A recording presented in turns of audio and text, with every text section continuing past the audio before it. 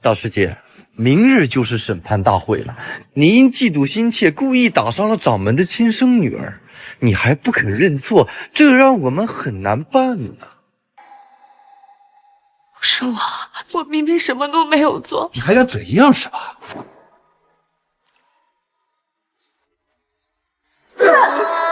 就让你嘴硬！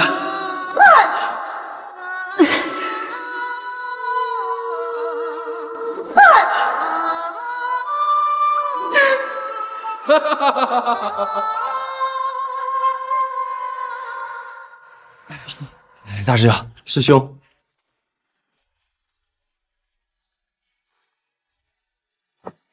师兄，请你相信我，我真的没有伤害杨师妹。你我从小一起长大，你相信我。你是天清门修行进境最快、立功最多的弟子，按道理说呀，我应该信。不过呢，你暗害小师妹，这是事实，由不得你辩。明日审判大典前，送你一份噬心蛊。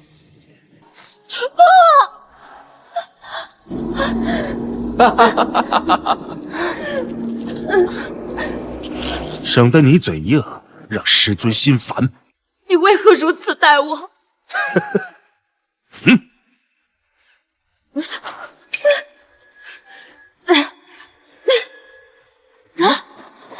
中了噬心蛊的人，心中但凡有一丝嫉恨、渴望，都如同虫噬，生不如死。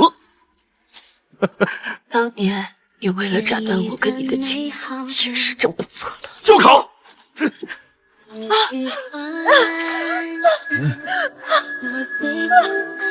蛊虫啃噬到你诚心悔过为止，好自为之吧。2年前，被我视作父亲的师尊，从凡间带回了他的亲生女儿杨若若。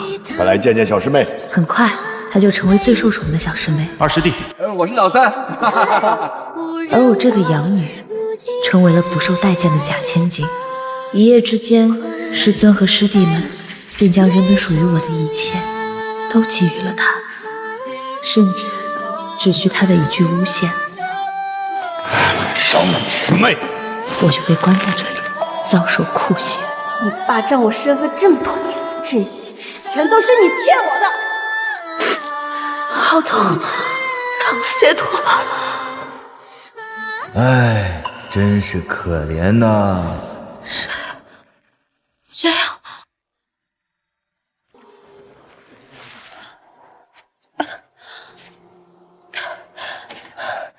就是我前2年见到的玉佩。小友，若是此刻能抽离你对他们的情感，你可愿意？你可愿意？我愿意，请前辈帮我。你这女娃，张口便答应，你也不问我是谁，从何而来，你要付出何等代价？前辈，求求你。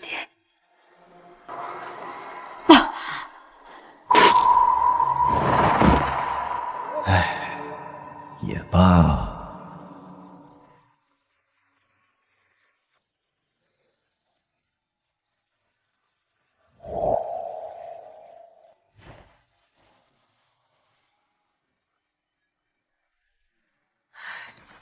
奇怪，我内心的噬心蛊竟毫无波澜。不疼了吧？多谢前辈，我好像再也不会因为那些旧人而兴起波澜。前辈，这是……死后你便走上无情道着，只要你的心被伤一次，这块玉石的裂纹就会多少道。敢问前辈名讳？明日审判大典过后，我叶飞若还命在，定当向您当面感谢。等到你心伤至深，这块玉彻底碎裂后，你的无情道便会大成，我们或有缘一见。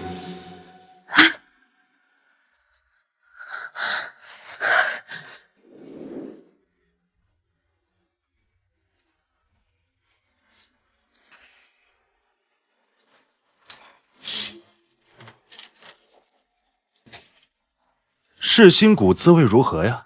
我身为天清门师姐，陷害小师妹，残害同门，罪无可恕。恳请师兄带我去面见师尊，将我定罪。若审判大典还敢嘴硬，我定叫你当场肠穿肚烂。师尊，审判法阵已开启。入法阵后，但凡说出一字一句违心之论、枉悖之言，便会遭受雷击，苦不堪言。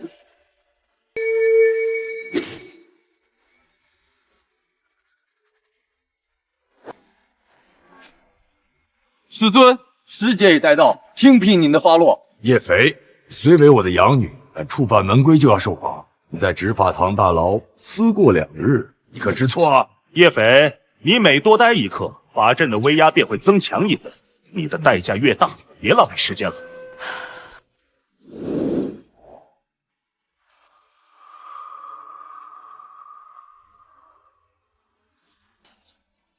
弟子愿受一切惩罚。那便开始吧，自取3株灵髓谢罪，我便让他们帮你撤去法阵。禀师尊，孤儿忘带了麻痹散。这灵髓乃是修行的根本，抽取过程异常痛苦，若是强行抽取，怕会伤了师姐修行的根基啊。父亲，既然师姐她已经承认错误，你就饶了她这次吧。若若已经不痛了。你残害同门，害人在先，痛一点又怎么了？难道我们这么多人要等着你去拿麻痹散吗？那便开始吧。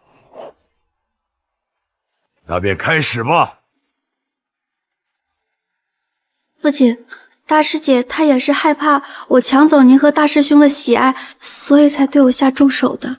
若若，若有妇人之仁，他害你身中寒毒，你还为他求情。况且那身居炎冰圣体，他的灵髓对于你而言是最好的疗伤灵药。小师妹，这都是叶斐欠你的，你可知他差点置你于死地呀？是啊，小师妹，他若是有你一半善，便不会落得如此下场。之前他死不悔改，如今勉强认错，不可饶恕。既然若若为你求情，那你自取3株灵髓以将功补过。若再犯，我天清门定不容你。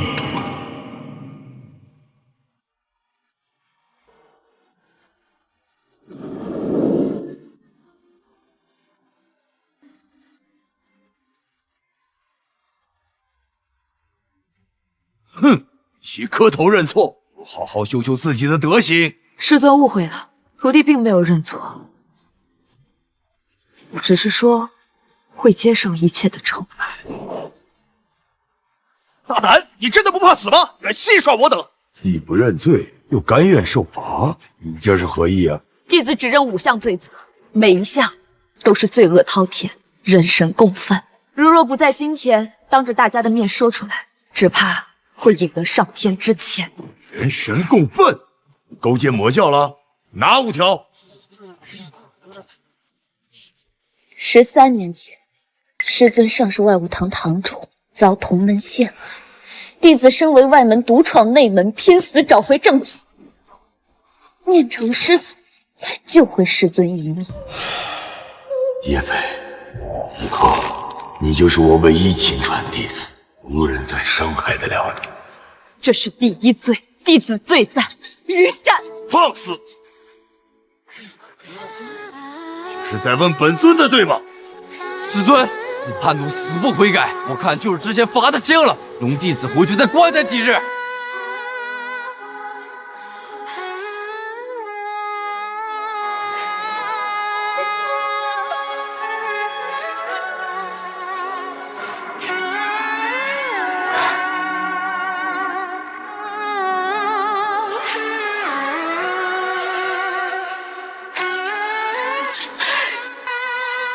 第一株灵髓还给师尊。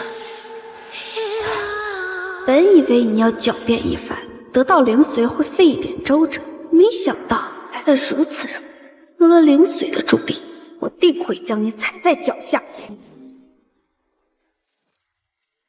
父亲，师姐说出如此过分的话，我觉得她应该不是故意的，也许她是有苦衷呢。我们天清门风正气大度，您就不要跟他计较了，好不好？我知道你年轻气盛，好赌口舌之争，只要你诚心认错，好好帮助若若修行，日后我依然会对你委以重任，让你帮若若把天清门发扬光大。9年前，天清门被魔教围剿，我最疼爱的2个师弟胡不忠和韩不教被困其中。当时他们还只是修行低微的守山门童，我不顾师尊和大师兄的反对，毅然冲进去，救出了2个孩子。师姐，你不要死，我们会永远跟在你身边，我们要保护师姐。这是第2罪，我罪在舍己。昔日我们年纪尚小，你有何证据证明是你独自一人救的我们？我看你就是以退为进，欲擒故纵，知道我们绝对不会轻饶你，所以才揪着之前的事情不放。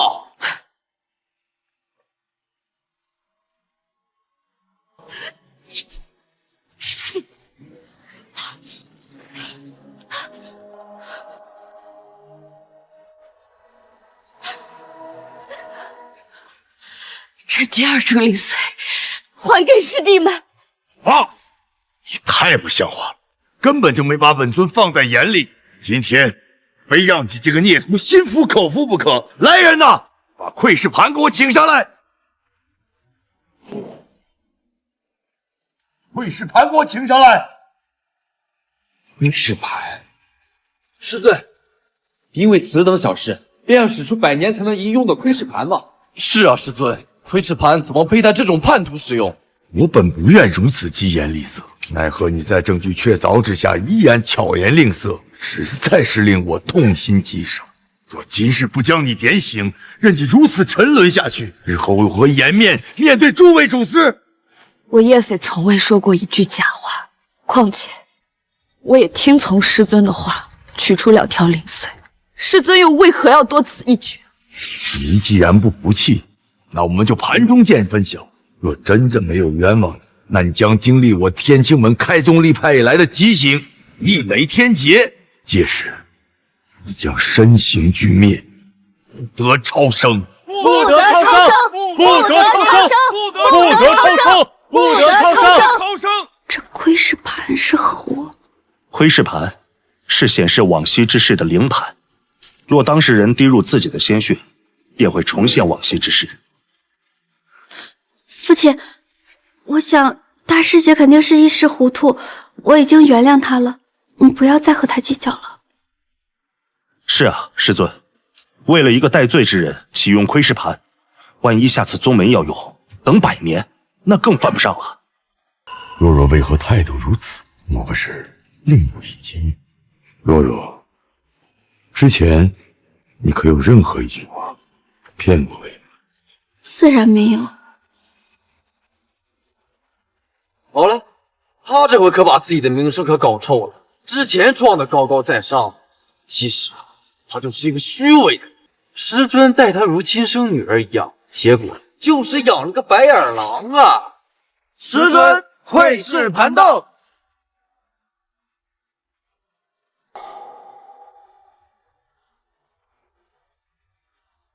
那便看，以求公正。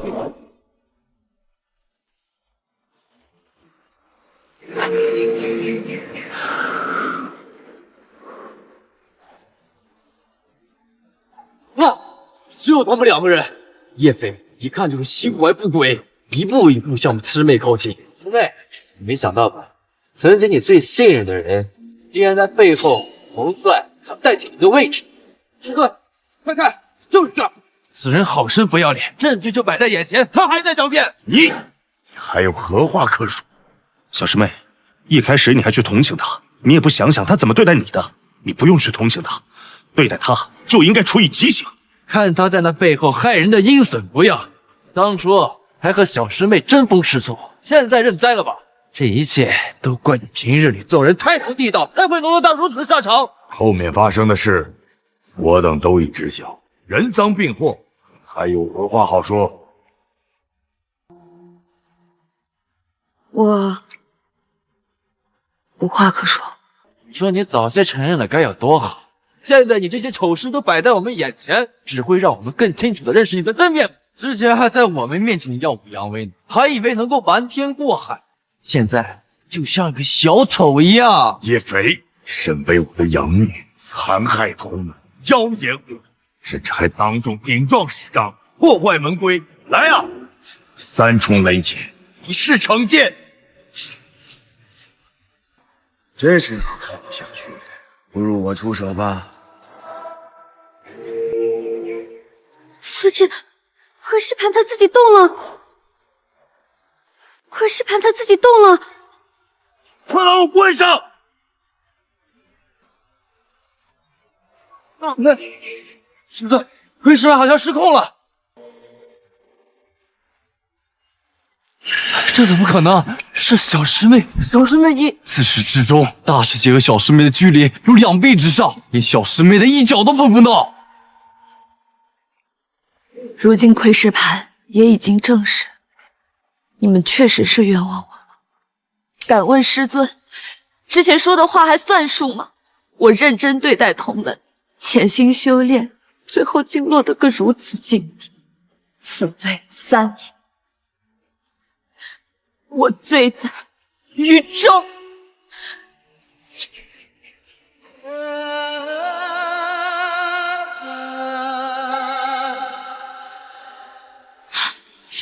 弟子谢过师尊，这3株灵髓奉上。自此之后，弟子再不欠宗门任何。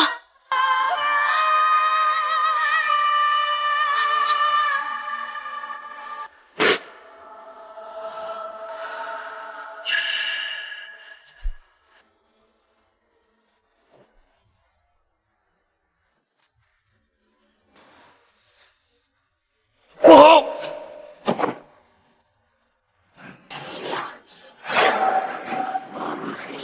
师尊，离他远点儿。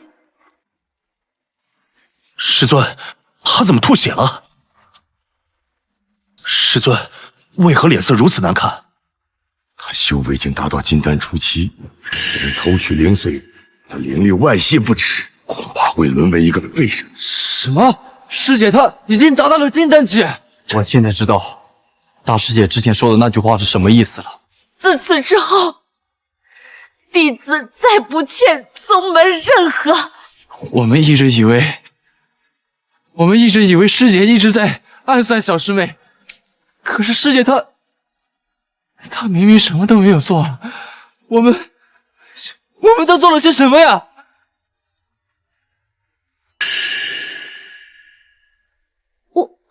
我当时身受重伤，我记不清发生了什么，只记得刚好大师姐就在身边，我不是故意的，都是我糊涂，害得大师姐受了那么多的苦。若若甘愿受罚。就算是我们误会了他，他平时心思不端，品行恶劣，处处针对小师妹，这些都是事实啊！小师妹，起来。他恐怕是你们这一辈师兄妹中第一个到达金丹期的，是宗门的奇迹，本能名震九州。只可惜现在修为大损。父亲，你不要自责，师姐平时不与我们交流修行，对自己的境界一言不发，您才不知道的呀。同门师兄弟都瞒着，活该有此下场。至少没有伤及到根本，保住了丹田，不至于沦为一个废人。只可惜以后恐怕要重新修炼。父亲，都怪我，都是为了为我疗伤才取师姐的灵髓，都是我的错。不怪你，最清楚自己实力的应该是他，是他自己不提前言明。小师妹，莫要自责，你师姐就那样，赌起气来不知轻重。快撤去审判大阵！出来，快从大阵走出来！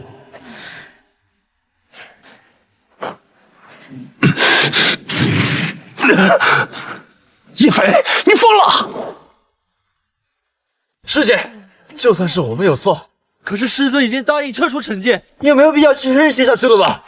大师姐，师尊已经亲自为你撤下审判大会，你先把我李师尊的情啊！师姐，师尊以后一定会补偿你的。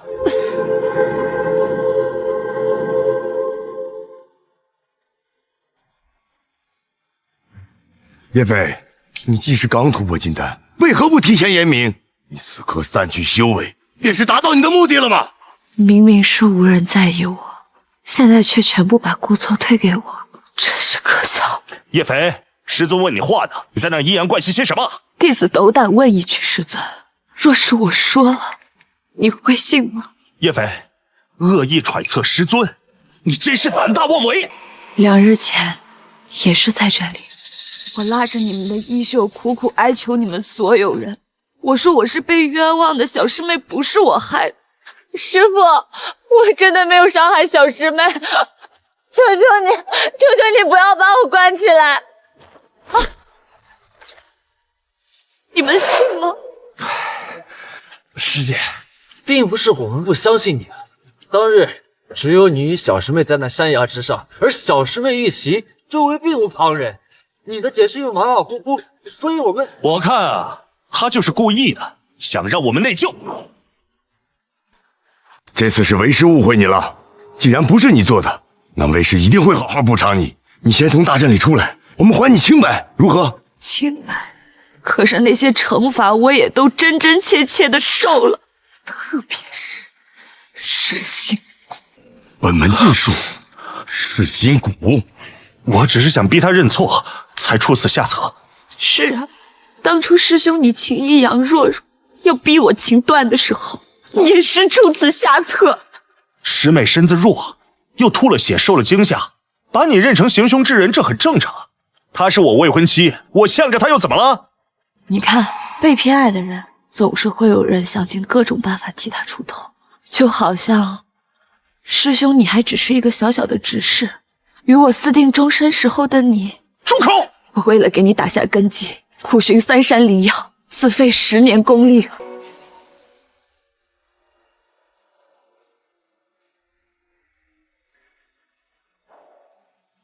住口！你快住口！嘿，蛊虫在你身上为何无用？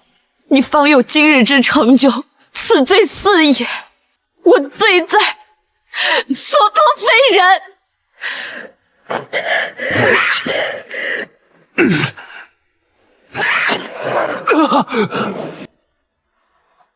不可能，噬心蛊不可能被这么轻易取下来，除非你把本门功法炼至元婴期。你快说，你是怎么做到的？这噬心蛊源自苗疆极苦之地，必须要阳谷人的心血耗制而成。众古人必须得对阳谷人有情，否则无情。我连心都没有了。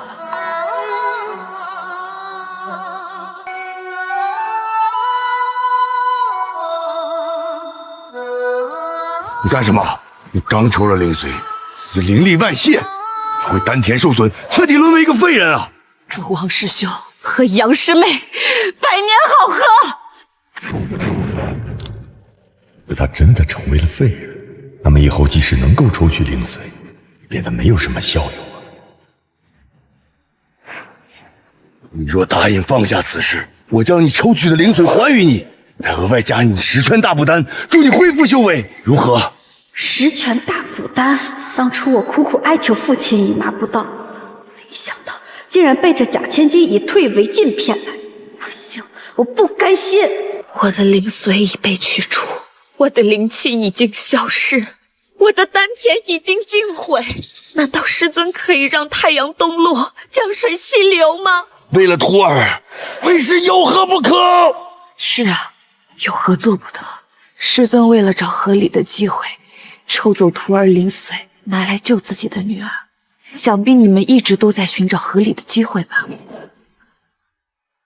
师姐，想必师尊一定是知道这灵髓对修行之人有多重要，你就不要再如此心境，大事化小吧。对呀，师姐，你和师妹都是师尊的徒弟，这样只会让难过的人更难过的。为何小师妹一受伤，你们便草草的定罪于我？为何在窥师盘最关键的时候，师尊却要停止？你们想过吗？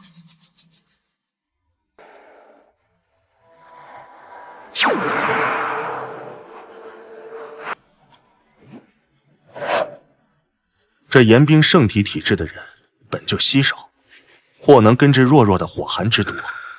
我养他一场，若是能救下若若，便是发挥了他最后的价值，是他应该做的。只是宗门之内悠悠众口。师尊，静观其变，毕竟他霸占了若若身份这么久。你一直想挑拨我对小师妹的记恨，逼我犯错，只可惜我一直都记着你教我的仁义礼德，你把他们当说辞，而我却走心了。叶飞，闭嘴！你们不要听他胡说，听为师解释。师尊，师姐说的都是真的吗？师尊，您不是说师姐一直对小师妹心存敌意吗？若真是如此，那为何今日所发生之事如此不符合常理啊？你们别相信他，这窥视板一定是被动了手脚。我的灵髓，世间罕有，你想要救你女儿，我能理解。只是我明明早早遇见，却还是不以为然，甚至还相信你，此罪无也。我罪在愚昧。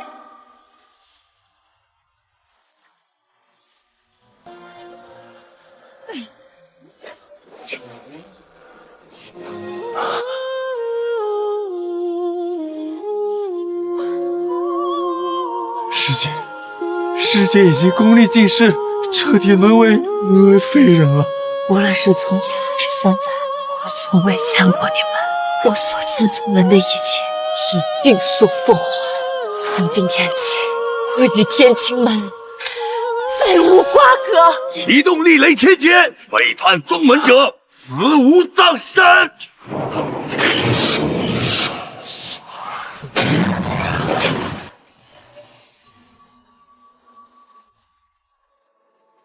再经历天雷劫，他会死的，请师尊手下留情啊！自我回天清门开始，你我的身份就天壤地别。如今你功力尽失，你还有何底气？雷劫将至，你若是当初卖傻可持续提供灵髓，兴许你还能有命在。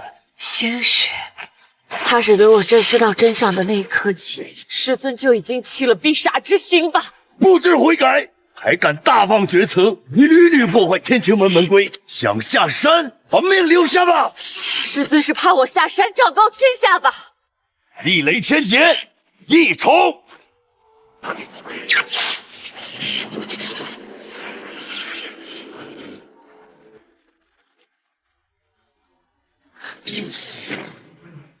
我虽功力尽失，但好在体内有金丹锤炼肉体。师尊还是太小瞧我了。三重，必不让你活！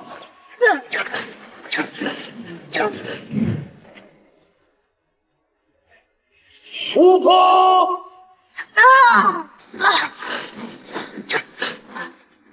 师尊，是不是即使没有师妹的诬陷，你活早后还是会去掉我的灵髓？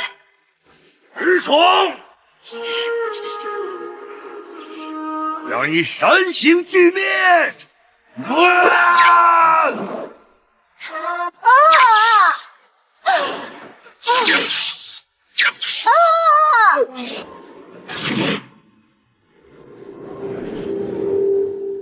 终究是肉体凡胎，如何扛得住这等天劫之力？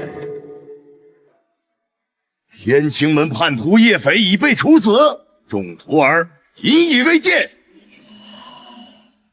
师尊，快看！审判阵过，雷劫灭！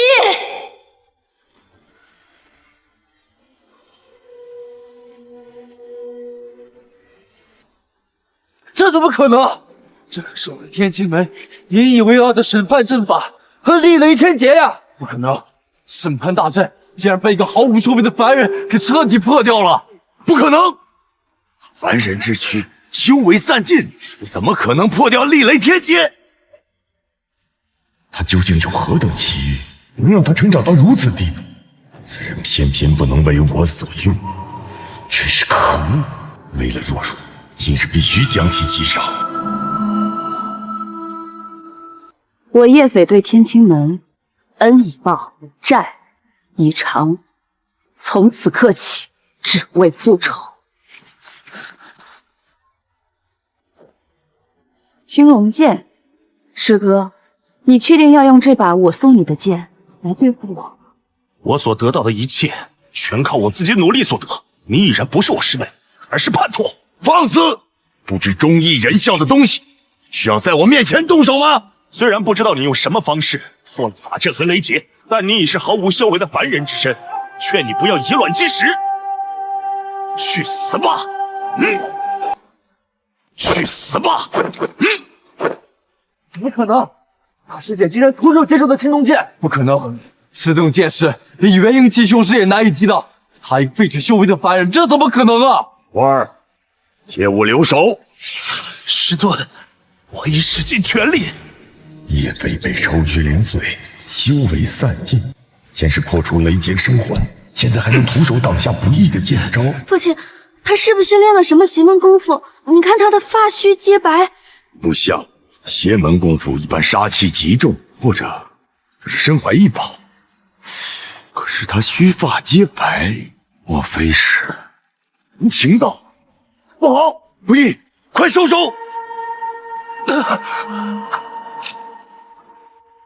青龙剑乃取自龙息之地，万载寒经所铸。想要使用此剑，必须要心怀道义，无所畏惧，方才可以好好使用它。可在你这等卑鄙负心人之手，真是辱没了这把神兵！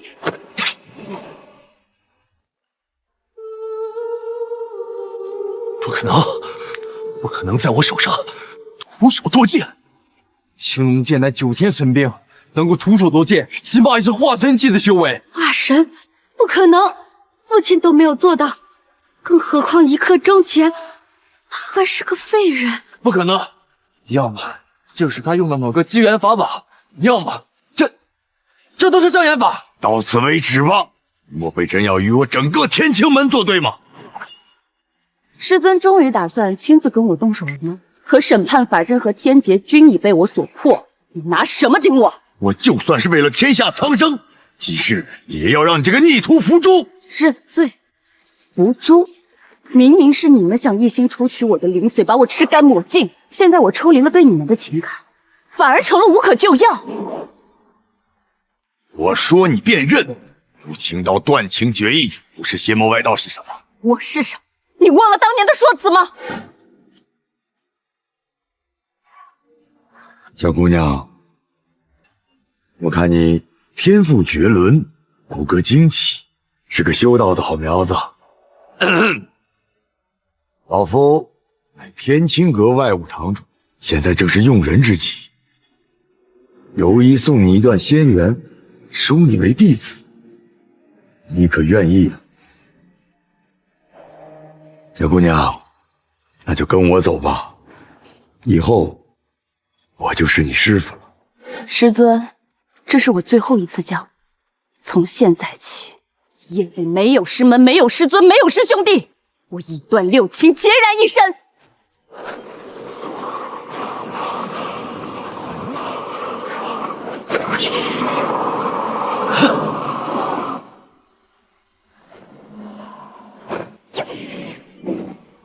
师姐，若你早早教收灵髓，你何至如此啊？叛离了天清门，只有死路一条。叶飞，你是敌不过我们的。九天玄煞，化为玄雷。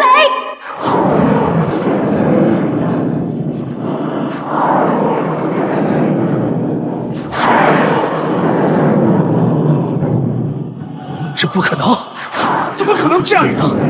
雷天威，吹！他怎么可能使得住厉雷天劫？不可能，怎么可能用一把剑驱使御雷天劫？小友如此耗费精血，只为发泄心中的愤恨，可不长久。前辈，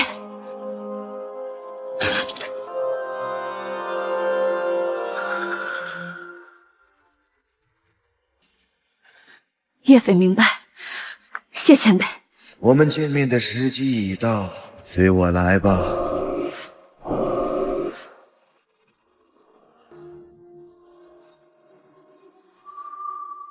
师尊，你没事吧？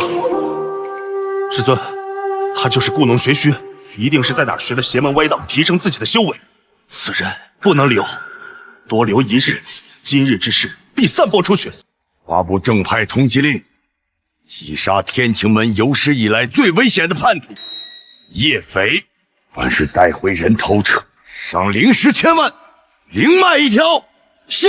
我们天晴门冠绝天下，一定会将他挫骨扬灰，替父亲解气。师尊，弟子胡不忠愿退出天晴门。师尊，弟子韩不孝也愿退出天晴门。弟子愿意退出天晴门。你们。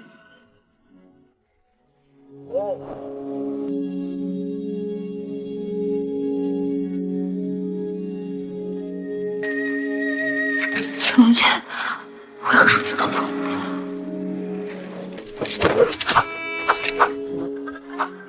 咦，青龙剑？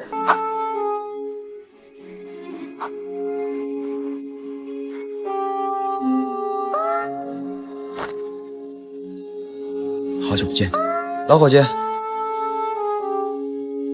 到底是谁？刚才确实唐突了，小友别怕啊，我叫方白羽。天青门剑神方白羽，青龙剑的第1位剑主。弟子冒昧，打扰前辈清修，还请见谅。哎，我早已飞升，现在不过是一缕神识，只为见你。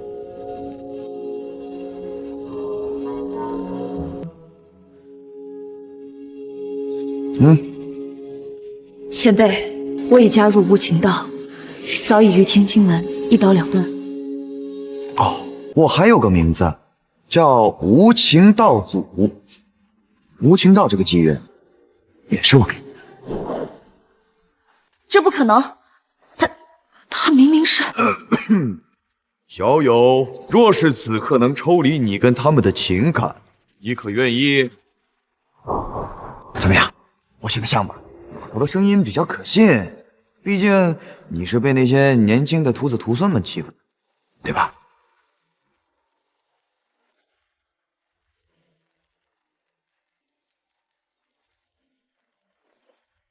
叶匪本领低微，籍籍无名，身陷死局。敢问前辈，为何救我于困境，又在我复仇之际将我阻止？你以为当初我为什么加入天青门？门派记载，剑神白羽加入天津门，潜心修炼，除魔卫道，潜心修炼13载。大者人挡杀人，佛挡杀佛，叫拜不敢入途中。哎，行了行了，这歌功颂德的彩虹屁我都听腻了。我加入天青门啊，是为了每月领2万铜钱。为了钱啊！天青门俸禄最高，每月2万铜钱呢，比那种菜呀、养猪什么高多了。一开始我是外门弟子，但我只用了短短13年的时间，便成为了宗门第一。哎呀，就是我的师傅总是看我不顺眼，饼画的倒挺大的，俸禄却一直不涨。我节衣缩食，把省下来本来就不多的钱，还给我的妻儿们用回去。谁知道我的妻子还嫌我穷，带着我的儿子跑了，只留下我落了个人财两空。这还真是意想不到啊！你可知我当初为何创立无情道这门功法？为了追求极致的力量。什么？不是为了追求力量？我都是天青门第一剑神了，谁是我的对手啊？我创立无情道是因为妻儿那档糟心事儿，所以才创立了断情功法，取名无情道。为了妻儿创立无情道？就是为了6根清净，不再内耗。只是没想到这门功法对修为大有裨益，我本就无敌，这下修为更突飞猛进了，所以越来越无聊了。所以干脆就脱离天青门，假以时日就飞升而去了。来，坐。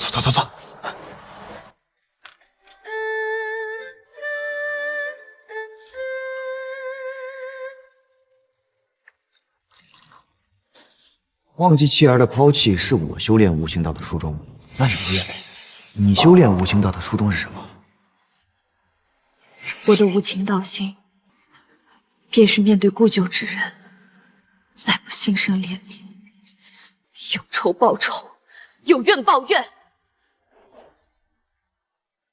对人无情是最容易的事儿了。你说那些骨肉相残、夫妻相杀、师徒反目、背叛亲朋之人，他们连猪狗都不如，那你说他们也修了无情道吗？笑话！原来无情道不是对人无情，无情乃不念仇恨，不念怨恨，不念执着，无所求，无所欲，自然就不会心生涟漪，也不会再有那种难过的感觉了。聪明。曾经我修行是为师尊高兴而为，为天清门的荣耀而为，下场是被抽离神髓，几乎丧命。我曾这一生所有的荣耀与光环都来自师尊，来自师门。天清门曾经就是我存在的意义，可它已经弃我于不顾。我入无情道，我错在只忘记了曾经的师徒之恩、兄弟之情、师门之威、情爱之力，忘记一切美好的感情，却不忘记仇恨。我明白了，我不是无情道叶飞，不是天清门叶飞，我就是叶飞，不需要在前面加上任何的称谓。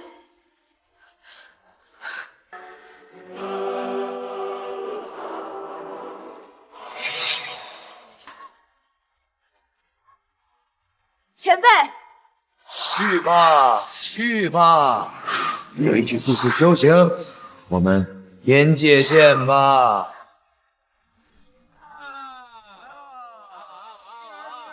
百年光阴匆匆而逝，我感觉已经隐隐有了突破飞升的苗头。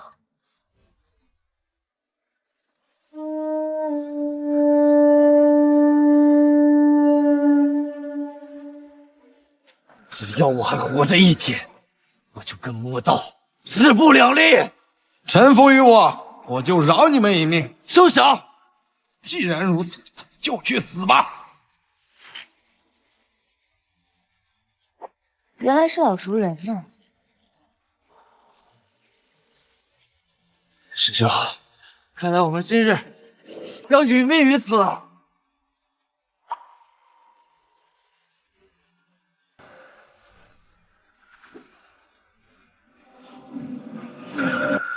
何来鼠辈，速来受死！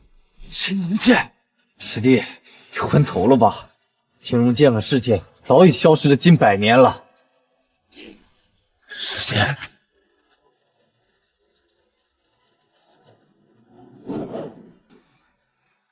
若是100年前，我还真不敢。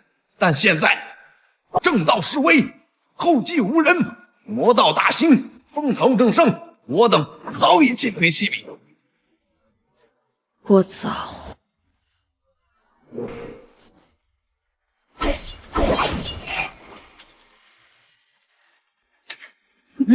你是你？区区化神境，在我面前如同偷鸡挖狗。莫非你已经进入炼虚境界？别急着跑呀，既然来了，就留下吧。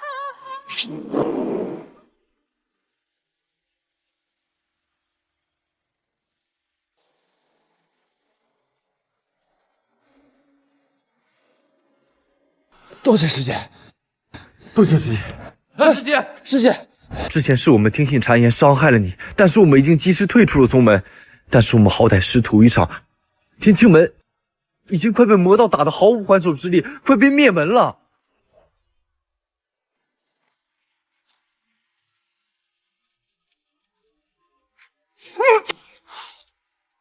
太师兄，不义！若若，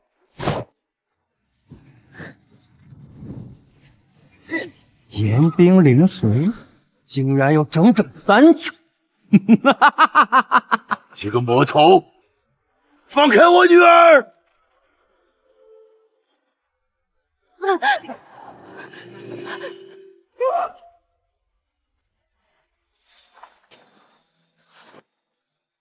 女儿，我的女儿！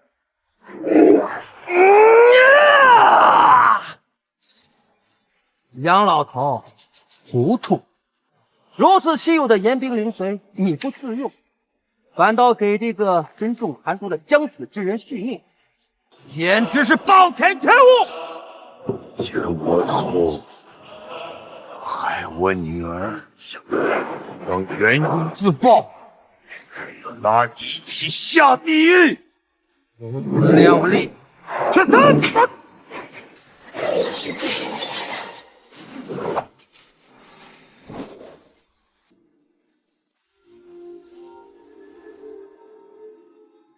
是你，叶飞。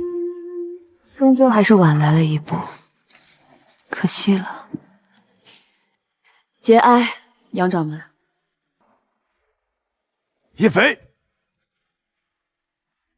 可是啊，你为什么不给我个痛快？你是想看着我活着受罪吗？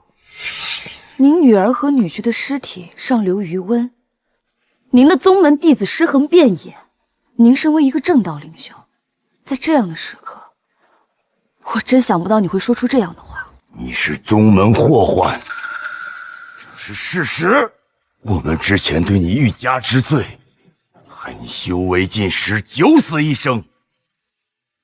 你现在对我这么好心，我不信，我不信！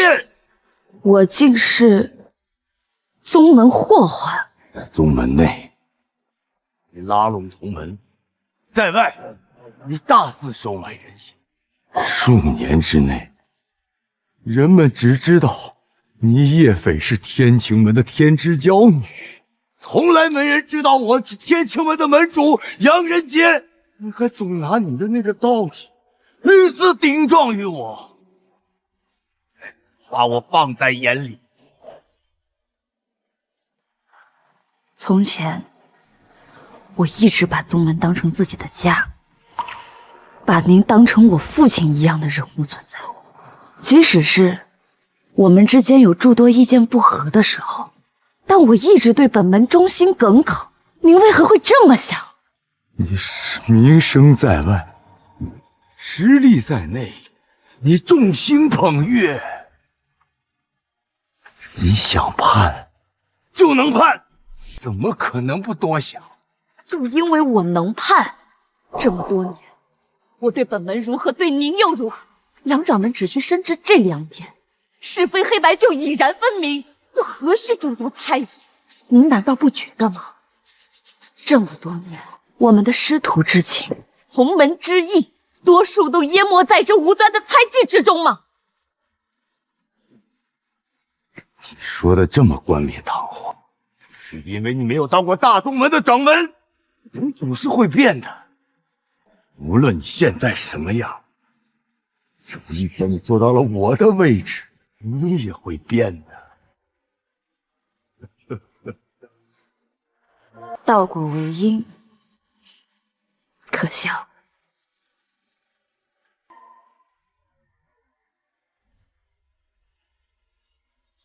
叶飞，你要相信我，我也是一时糊涂。你还是娃娃的时候，我就传你功法，喂你吃饭，带你抓蛐蛐儿，你还记得吗？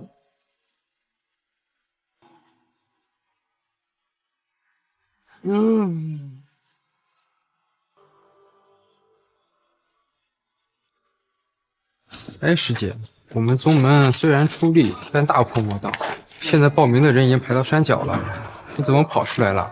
而且我们宗门还没取名字呢。我们宗门就叫羽翼盟吧。羽翼盟可以，